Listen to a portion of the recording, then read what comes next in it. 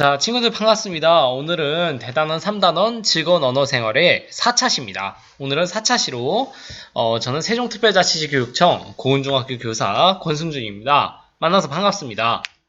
네, 오늘은 여러분들과 함께 이제 새로운 소단원으로 들어갈 차례죠. 지난 시간까지 이제 소단원 1 어디를 배웠습니까? 그렇죠. 담화의 개념과 특성에 대해서 배웠다면 오늘부터는 정확한 발음과 표기에 대해서 함께 배워보도록 하겠습니다.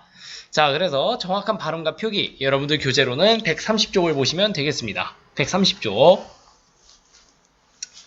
네, 130쪽에 보면은 정확하지 않은 발음 때문에 의사소통에 어려움을 겪은 경험을 떠올려보자 라고 되어 있어요. 자, 그래서 이 남학생 같은 경우에는 이 빛이라는 표현을 이걸 빛이라고 표현하지 않고 빛이라고 표현하고 있죠. 그래서 여학생 같은 경우 이게 머리 빗는 빛이라고 생각한 겁니다. 시옷받침. 그래서 이런 거 보면은 이제 의사소통이 이런 발음의 문제 때문에 정확하게 되지 않는 경우가 있다는 얘기입니다. 따라서 우리는 이번 단원을 통해서 정확한 발음과 표기에 대해서 배워보고 어떤 게 정확한 발음인지 또 어떤 게 정확한 표기인지 함께 배워보도록 하겠습니다. 자, 그러면은 130쪽 아래에 있는 이제 질문들에 대해서 나름대로 답을 찾아보도록 하죠.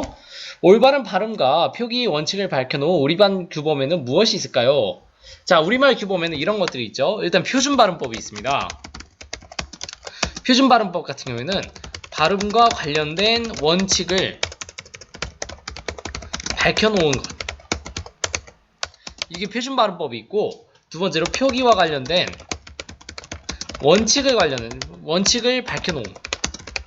이게 바로 또 무엇일까요, 여러분들? 그렇죠. 한글 맞춤법입니다. 그래서 발음과 관련된 원칙을 밝혀놓은 것은 한글 표준 발음법이고 표기와 관련된 원칙을 밝혀놓은 것은 한글 맞춤법이다. 이렇게 보시면 될 것 같습니다. 자, 다음으로 2번 보도록 하죠. 단어를 올바르게 발음하고 표기해야 하는 이유는 무엇일까요? 맞습니다, 여러분들. 단어를 왜 올바르게 발음하고 표기해야 되죠? 그렇죠. 일단은 첫 번째로 의사소통을 원활하게 하기 위해서입니다. 아까 앞에 사례에서도 보았듯이 빛이 이거에 따라서 의사소통이 잘 통하지가 않았죠. 그래서 의사소통을 원활하게 하기 위해서도 그렇고, 두 번째는 어떻습니까? 그렇죠. 자신이 생각과 의도를 정확하게 전달하기 위해, 이렇게 하기 위해서 이제 단어를 올바르게 발음하고 표기해야 한다라고 보시면 되겠습니다. 자, 그래서 131쪽 보도록 하겠습니다. 131쪽을 보면은 다음과 같은 편지를 받는다면 어떤 느낌이 들지 생각해보자 라고 되어 있어요. 자, 그래서 여러분들이 잠깐 이 편지를 읽고 이어서 수업 진행하도록 하겠습니다. 잠시 일시정지하고 편지 읽어보세요.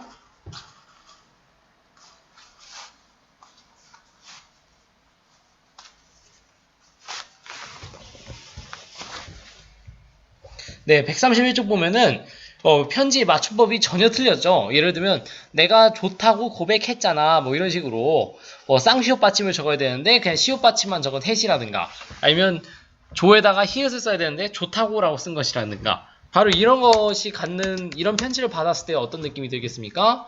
그쵸? 무슨 뜻을 전달하려고 하는지 한눈에 파악하기 어려워서, 그래서 어떨 것 같다 그럴까요? 그쵸? 당황스러울 것 같다. 뭐 이런 대답들을 할 수 있겠죠? 자, 그래서 본격적으로 이제부터 132쪽을 보면서 여러분들과 함께 학습 활동을 통해서 오늘 배울 내용들을 배워보도록 하겠습니다. 여러분들 교재 132쪽입니다. 132쪽 단어의 표기 원리 이해하기 이렇게 되어 있어요. 자, 단어의 표기 원리 이해해 보도록 하겠습니다. 먼저 1번 보도록 하죠. 단어의 발음을 바탕으로 표기 원리를 탐구해보자. 자, 그래서 다음 단어들을 기준에 따라 분류해보자 라고 되어 있어요. 창문, 연필깎이, 칠판, 책꽂이, 가위. 자, 이랬을 때 첫 번째로 발음과 표기가 일치하는 것. 이런 거 같은 경우 어떤 거 볼 수 있을까요? 그렇지, 창문. 창문은 발음도 창문이고 표기도 창문이죠. 또 칠판. 칠판도 발음도 표기도 칠판입니다. 가위도 마찬가지겠죠. 반면에 다른 것들도 있어요. 우리 주변에는 다른 거 어떤 거 있을까요? 발음과 표기가 일치하지 않는 거. 그렇죠. 연필, 깎기. 우리는 이거 아래 발음을 아래 쌍기역 받침을 그대로 발음을 하나요? 그렇지 않죠. 연필, 깎기라고 발음하죠. 마찬가지로 책꽂이는 어떤가요? 그쵸. 책꽂이 같은 경우에도 책꽂이라고 발음하죠. 자, 이랬을 때 2번 보도록 하겠습니다. 자, 2번을 보면은 다음과 같이 단어를 소리나는 대로만 표기하면 어떤 문제가 있을지 말해보자 라고 되어 있어요. 여기 보면 꽃이 아름다워서 꽃만 꽃과 이런 식으로 소리나는 대로만 표기하고 있어요. 자, 이랬을 때 어떤 문제가 있을까요? 그렇죠. 먼저 선생님이 아까 의미를 파악하는데 쉽다고 그랬어요? 어렵다고 그랬어요? 어렵다고 그랬죠. 바로 단어의 의미를 파악하는데 시간이 오래 걸린다. 이렇게 볼 수도 있고, 또 두 번째로 어떤 점도 있을까요? 의미 파악. 그렇죠. 하나의 단어가 다양한 형태로 표기되어 단어의 의미를 파악하는데 혼란이 생긴다. 이게 무슨 소리냐면 여러분들 이런 예를 생각해 봅시다. 여러분들이 먹다라는 단어가 있어요. 먹다. 이랬을 때 먹다가 이런 식으로 표기될 수 있죠. 뭐 예를 들면 먹고라고 했을 때는 이제 이렇게 보았을 때 먹고, 만약에 소리 나는 대로 한다면 뒤에 있는 쌍기역으로 이게 바뀔 수도 있겠고, 그 다음에 먹어, 이거 같은 경우에도 먹어 이런 식으로 바뀔 수도 있을 겁니다. 그 다음에 먹니 생각해보죠. 그랬을 때 먹니라고 바뀌겠죠. 바로 이런 식으로 똑같은 먹이라는 단어, 이 먹이라는 이 하나의 이 동사가, 이 먹이라는 하나의 동사가 다양한 형태로 표기된다는 겁니다. 그래서 먹, 멍 이렇게 다양한 형태로 표기되어서 의미를 파악하는데 혼란이 생길 수가 있다, 이런 얘기예요. 자, 그래서 3번으로 보도록 하겠습니다. 여러분들 교재로는 133쪽입니다. 3번 보면은 앞이 활동을 바탕으로 우리말을 표기하는 원리를 정리해보자 라고 되어 있어요. 자, 그래서 우리는 꼭 발음하는 대로만 표기하고 있나요? 아니죠. 바로 형태를 밝혀줬는다 라는 얘기예요. 왜? 무엇을 파악하기 위해서? 그쵸, 의미를 파악하기 위해서. 그래서 3번 같은 경우에는 표준어를 소리나는 대로 적되 단어의 무엇을 쉽게 파악할 수 있도록 하기 위해서인가요? 그렇죠. 의미. 단어의 의미를 쉽게 파악하기 위해 원래의 무엇을 적는다고요? 그렇죠. 형태를 밝혀 적는다. 이렇게 보시면 되겠습니다. 자, 4번 보도록 하겠습니다. 4번 보았을 때 이런 걸 생각해 볼 수 있어요. 다음에서 잘못 표기한 단어를 찾고 단어의 표기 원리에 따라서 바르게 고쳐보자. 자, 그래서 먼저 선생님이 찾을 시간을 잠깐 주도록 하겠습니다. 잠시 시간을 줄 테니까 일시정지하고 찾아보도록 하세요. 어떤 표기가 잘못되었을까?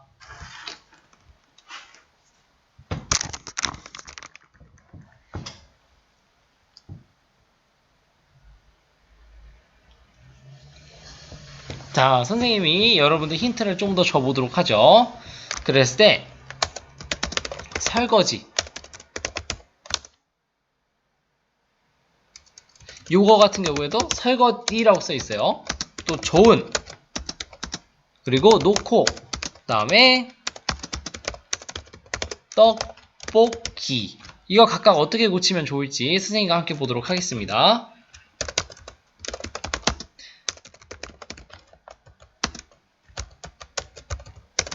자, 설거지 같은 경우에는 소리 나는 대로 설거지로 바꿔줘야 돼요. 지금 한글 프로그램이 자동 변환 프로그램이 있어서 그런데 이 설거지라는 표현은 잘못된 표기이기 때문에 설거지로 바꿔줘야 됩니다. 마찬가지로 좋은 같은 경우에도 먹기 좋은, 바로 히읗 받침이 있어야겠죠. 놓고 같은 경우는 어떨까요? 뭐 꽃을 놓고, 뭐 여기 같은 경우에는 정신도 놓고 이렇게 되어 있죠. 이거는 히읗 받침을 살려줘야 됩니다. 네, 떡볶이는 어떤가요, 여러분들? 그렇죠. 이거 같은 경우에는 뒤에 있는 떡볶이에 있는 뒤에 있는 기를 이로 바꿔줘야 됩니다. 그래서 떡볶이가 되어야 되겠죠. 자, 그래서 우리말을 한글로 표현하는 원칙에 대해서 생각해 보도록 하죠. 우리말을 한글로 표기하는 원칙. 자, 이렇게 보았을 때 첫 번째로는 그렇죠. 표준어를 소리 나는 대로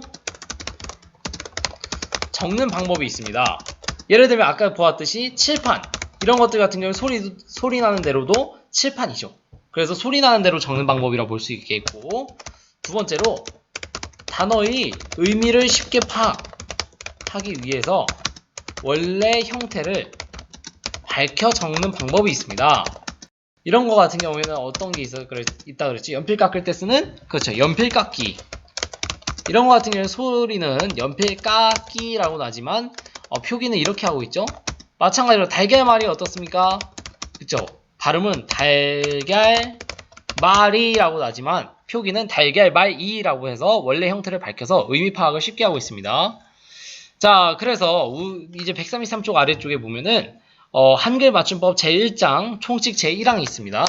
여기를 여러분들 중심해서 봐야 할 필요가 있어요. 한글 맞춤법 제1장 총칙 제1항.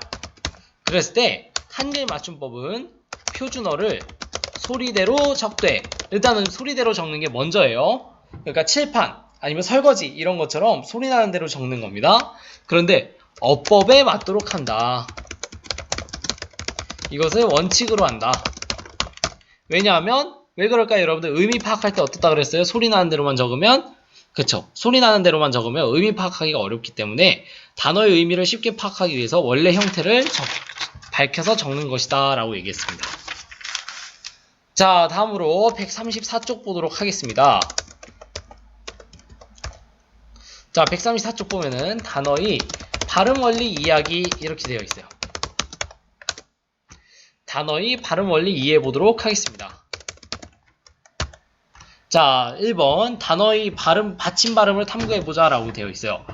그랬을 때 여기 되게 많죠? 박과 박, 안, 뭐 대단하게 많은데 선생님과 함께 해보도록 하겠습니다. 위에서부터 해보도록 하죠. 먼저 낫입니다. 낫. 이거 같은 경우에는 이렇게 표기해 줄 수 있는데, 이거 같은 경우에는 여기 요 땡땡 이런 부분이 있죠. 이게 바로 뭐냐면 장음 표시입니다. 장음보.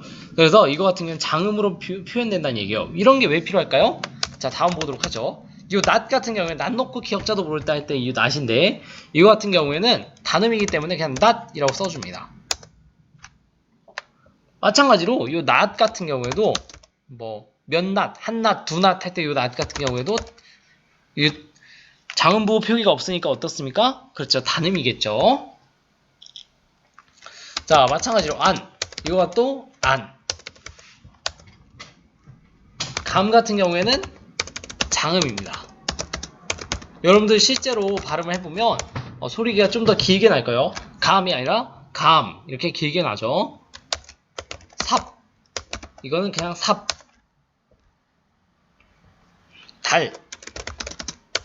달, 강은 강. 낫은 낫. 히읗은, 그쵸, 히읗. 히읗 받침일까요? 디귿 받침일까요? 디귿 받침입니다. 낫다 같은 경우에 어떨까요? 그쵸, 쌍디귿. 그 다음에 날개 같은 경우에도 날개가 아니었죠. 낱개죠. 낱개로 사와라. 달걀을 낱개로 사와라 했을 때 이 낱개는 낫, 장음보, 깨입니다. 끝으로 숲은 어때요? 그렇죠. 이거는 그냥 비읍 받침이죠. 자, 그래서 1의 단어를 받침이 발음이 같은 것끼리 묶어보자 라고 되어 있어요. 그래서 박, 박, 부억은 모두 기역으로 동일하죠. 박, 부억. 얘는 다 기역으로 동일합니다. 니은은 어떨까요? 안 하나. 디귿은 낫게, 히읗, 낫다. 이런 게 바로 디귿 받침이 난다라는 겁니다. 자, 다음으로 보도록 하겠습니다. 이제 리을이요. 리을로다가 받침의 발음이 나타나는 거 달 하나 있겠고, 미음은 또 뭐가 있을까요? 감, 비읍은 삽, 그리고 숲. 숲 같은 경우에도 피읍 받침입니다만 발음은 비읍이 나죠. 자, 그 다음에 이응 보도록 하겠습니다. 이응은 강.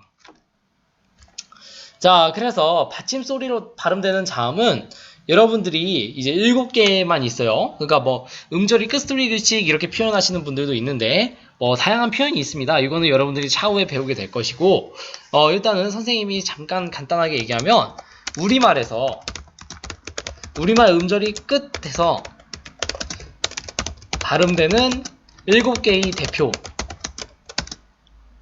그러니까 우리나라에서 단어의 받침으로 올 수 있는 자음은 맞지만 자음만이 7개의 이 자음만이 받침 소리로 발음된다라는 거. 그러니까 받침으로 표기는 얼마든지 할 수 있어요. 여기서 볼 수 있듯이 시읒, 치읓, 지읒 다 할 수 있어요. 하지만 발음은 디귿만 가능하다라는 겁니다. 7개의 자음만이 받침 소리로 발음된다라는 것이에요. 자, 그래서 이 7개의 대표 기역, 니은, 디귿, 리을, 미음, 비읍, 이응 이렇게 7가지가 바로 음절의 끝에서 날 수 있는 우리말의 음절의 끝에서 발음되는 7개의 대표음이라고 보시면 되겠습니다. 그래서 요게 바로 3번 답이 되는 것입니다. 바로 3번 답은 음절이 끝에서 발음되는 자음에는 어떤 것이 있는지 적어보자. 기역, 니은, 디귿, 리을, 미음, 비읍, 이응 이렇게 7개의 자음만 음절이 끝소리로 발음됩니다.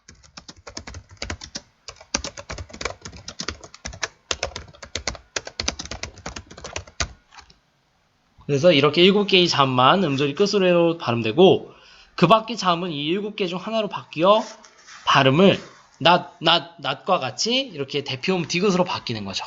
그래서 이 7개의 소리로다가 모두 합쳐지게 된다는 얘기입니다. 뭐 예를 들어 볼까요? 우리 흥부가 박을 탄다 할 때 이 박이 있고 요 밖에 나가 놀자 할 때도 이 박이 있습니다. 하지만 모두 소리는 박이라는 하나의 소리, 그러니까 7개의 대표음 중 하나로만 발음될 수 있다는 겁니다. 자, 그랬을 때 135쪽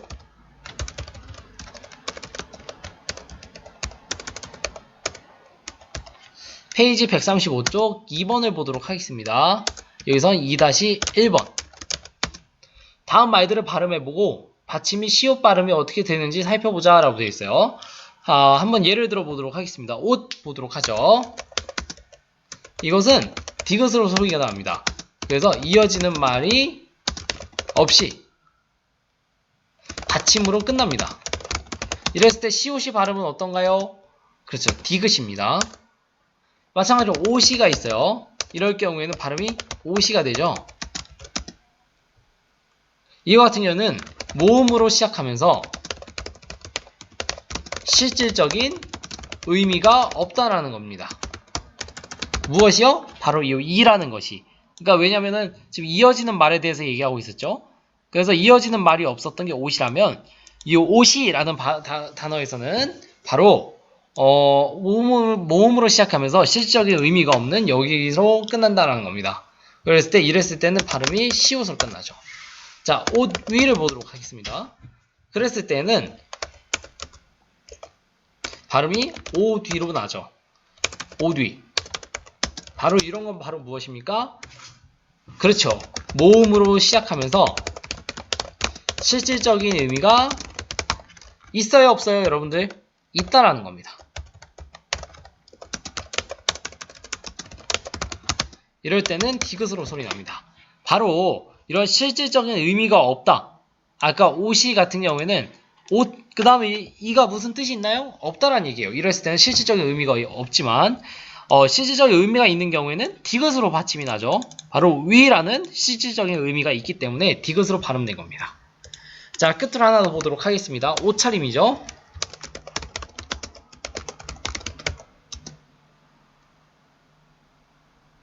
자, 옷차림 같은 경우에는 무엇으로 시작하나요? 모음으로 시작하나요? 자음으로 시작하나요? 그렇죠. 자음으로 시작한다라고 보시면 되겠습니다. 그랬을 때 받침 시옷이 발음은 똑같이 디귿입니다. 자, 그래서 여기 정리해보면 뒤에 오는 말이 자음으로 시작할 때 받침 시옷은 대표음 디귿, 대표음 디귿으로 발음됩니다. 그리고 뒤에 오는 말이 모음으로 시작할 때에도 그 말이 무슨 의미? 그쵸, 실질적인 의미.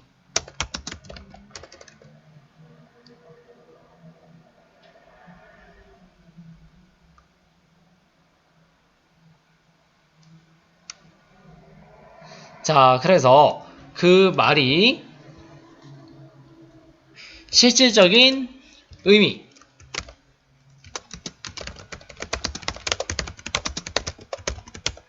실질적인 의미가 있는지 없는지에 따라서 이 시옷 받침의 발음이 바뀌게 된다라는 얘기예요. 자, 그래서 이 2번을 보도록 하겠습니다. 이러한 것을 바탕으로 받침이 제 소리값으로 발음되는데 필요한 조건을 짝에게 설명해보자. 자, 지금은 짝이 없으니까 선생님이랑 함께 해보도록 하죠. 음절 끝에서 대표음으로 바뀌어 발음되는 받침은 오시,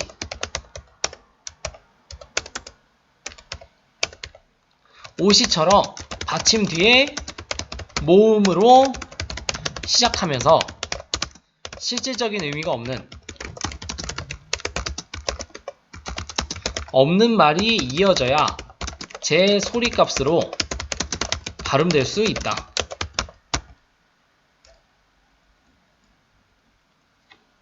자, 음절 끝에서 대표음이 그대로 발음되는 받침은 밥이, 밥솥,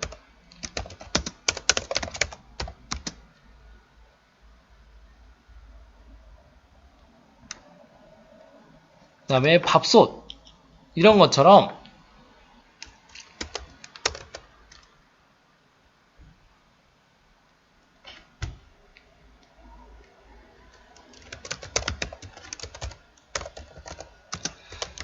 뒤에 이어지는 말과 상관없이 제 소리값으로 발음된다. 자, 그래서 여러분들과 함께 이걸 잠깐 정리해 보도록 하겠습니다. 자, 자음으로 시작하는 말 앞에서 이런 경우에는 받침 소리를 대표음으로 바꾸어 말함. 자, 대표음이 뭔지 좀 이따 찾아보도록 하겠습니다. 그랬을 때 옷차림은 옷차림, 이렇게 디귿받침 대표음으로 바뀌고 있죠. 한편 모음으로 시작하면서 실질적인 의미가 있는 말 앞에서 이런 경우에는 받침 소리를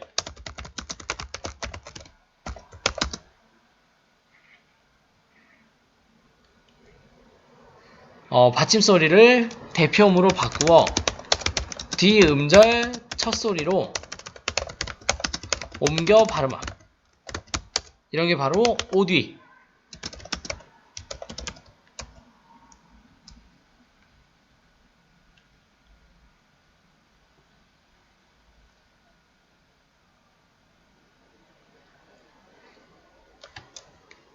자, 그 다음에 모음으로 시작하면서 실질적인 의미가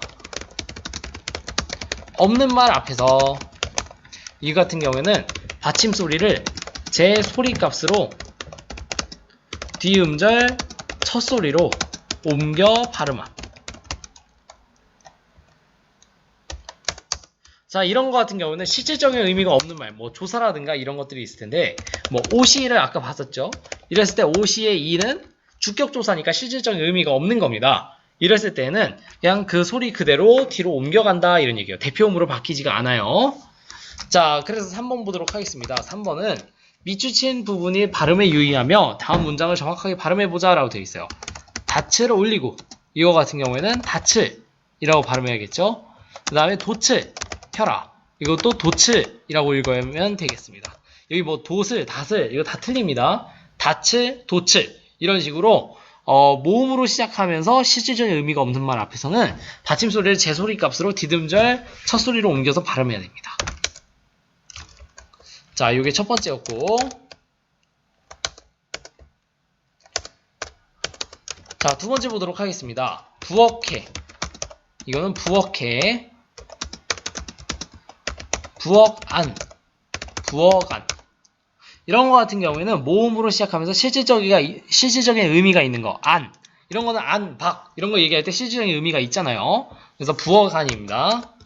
다음에 3번 보도록 하겠습니다. 3번은 밭을, 이런 거는 밭을, 밭 아래, 이런 거는 밭 아래. 이런 식으로 방금 밭을 같은 경우에는 이 이응은 이제 소리값이 없는, 이제 음가가 없는 것이기 때문에 의가 바로 옵니다. 이랬을 때 모음으로 시작하면서 실질적인 의미가 없기 때문에 제 소리값 그대로 뒤 음절 첫 소리를 옮겨서 발음은 된 겁니다. 반면에 밭 아래 같은 경우에는 실질적인 의미가 있는 아래로 시작하였기 때문에 대표음으로 바꾸어서 뒷음절 첫 소리로 옮겨서 발음한 것입니다. 자, 마지막입니다. 마지막 네 번째는 잔뜩 더러워진 겉옷을, 이런 거 같은 경우에는 겉옷, 여기까지는 이제 실질적인 의미가 있잖아요, 옷이. 그러니까 겉옷이라는 이제 실질적인 의미가 있는 걸로, 그래서 대표음으로 바꾸어서 이제 뒷음절 첫 소리로 바뀌었다면, 그 다음에 을 같은 경우에 실질적인 의미가 없죠. 그래서 그대로 뒷음절 첫 소리로 옮겨서 슬이 됩니다. 그뿐만 아니라 헛웃음이, 이런 거 같은 경우에도 웃음은 실질적인 의미가 있나요, 없나요? 의미가 있죠. 그렇기 때문에 디귿으로 바뀌어서 대표음 웃음, 이가 여러분들 실질적인 의미가 있을까요, 없을까요? 멍멍이, 고양이, 실질적인 의미가 멍멍이지 이가 아니라는 얘기입니다. 마찬가지로 여기서도 미라고 뒷음절 첫 소리로 옮겨서 발음을 하시면 되겠습니다. 자, 이렇게 해서 오늘 즐거운 언어생활 4차 시에 대해서 함께 배워보았습니다. 여러분들과 함께 이런 표기법과 그리고 맞춤법, 발음법이 왜 필요한지에 대해서 의미 파악을 쉽게 하기 위해서라는 이유를 함께 배워보았습니다. 오늘은 여기까지 마치고 이제 받침이 발음이 어떻게 이루어지는지 아까 이 표를 인상 깊게 보시면서 중점을 두었으면 좋겠습니다. 이것으로 수업을 마치도록 하겠습니다. 여러분들 모두 고생하셨습니다. 이상입니다. 저는 세종특별자치구청 고운중학교 교사 권성준이었습니다.